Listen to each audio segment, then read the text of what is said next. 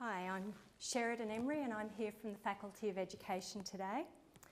I'm talking with you about arts and sustainability.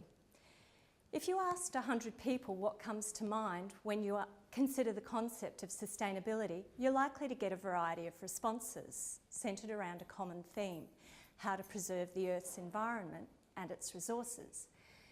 The Wordle behind me shows the responses we received when my colleagues and I asked 100 teachers that very question this year at the start of an early childhood education for sustainability seminar at UTAS. As you can see, most of the responses centred on the environment. But as we heard earlier, sustainability requires us to broaden our thinking to incorporate social, political and economic dimensions.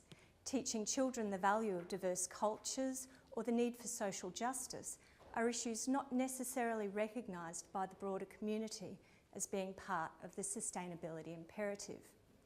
Delivering such sustainability outcomes in the classroom will require teachers to move beyond simply teaching children environmentally friendly behaviours towards more comprehensive and innovative solutions.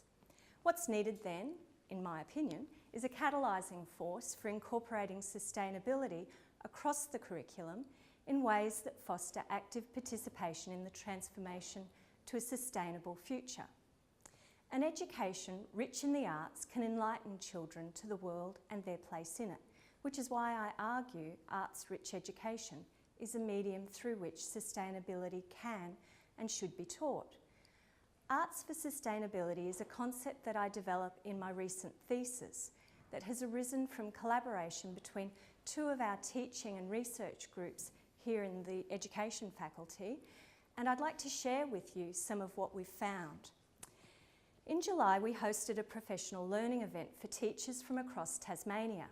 The event included a dialogue between Dr. Alan Hill on the right and Anne April from the Chicago Arts Partnerships in Education.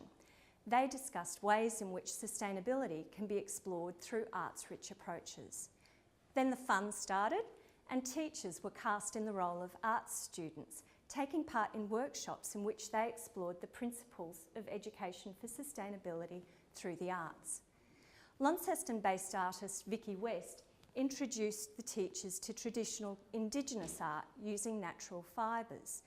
Vicky explained to the teachers how this craft connects her people to the land.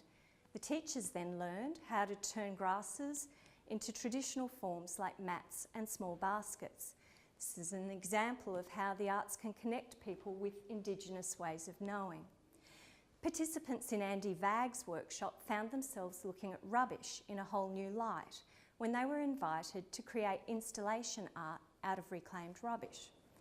Andy explained that for thousands of years, the world's Indigenous peoples have used materials from their surroundings in telling their life stories. And so it is that Andy had the teachers telling their own life stories through the material that defines our time, plastic rubbish. Andy's message is about the importance of conscious consumption and considering the long-term consequences of fleeting purchase decisions. UTAS drama lecturer Marianne Hunter teamed up with Drama Australia's Meg Upton to share ways of exploring sustainability through drama.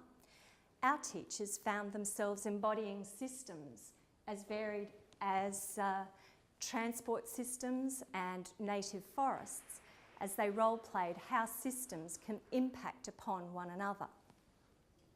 There we have a beautiful tree forming. So what did these teachers take from their experiences? That's something that I've been researching this year for my Master of Education thesis. Following her workshop, one teacher told me that she understood the link between arts and sustainability was to do with how we learn, and that we learn when we're motivated, emotionally switched on, and happy. Another teacher said, "I think art reaches a deeper part of people, and I think it provides a richer response to things." Yet another described the emotional connections she witnessed between arts and sustainability, which she saw as reuniting people through artistic enterprise. I've been inspired by one particular comment made in an interview. In describing the potential for arts-rich education to help develop in children an ethic of care for our planet, she said, "I guess I see the arts as a deeply human thing and sustainability as something that we need to be deeply human about." So, for anyone here who's interested in finding ways to sustain communities, there may be value in considering ways in which arts-rich approaches may be productive in helping achieve your sustainability goals. Extraordinary arts-based initiatives such as the Heidelberg Project in Detroit show that almost anything can emerge. An impoverished community in desperate decline can be transformed into a place of celebration and community pride. So perhaps then the arts offers ideas we can apply closer to home. If an initiative as successful as the Heidelberg Project in a burned out and derelict suburb in Detroit can be achieved through the efforts of one man using found objects within his neighbourhood, I wonder what we on our fairly well-off island could achieve if we could unite in creative partnerships towards a more sustainable future.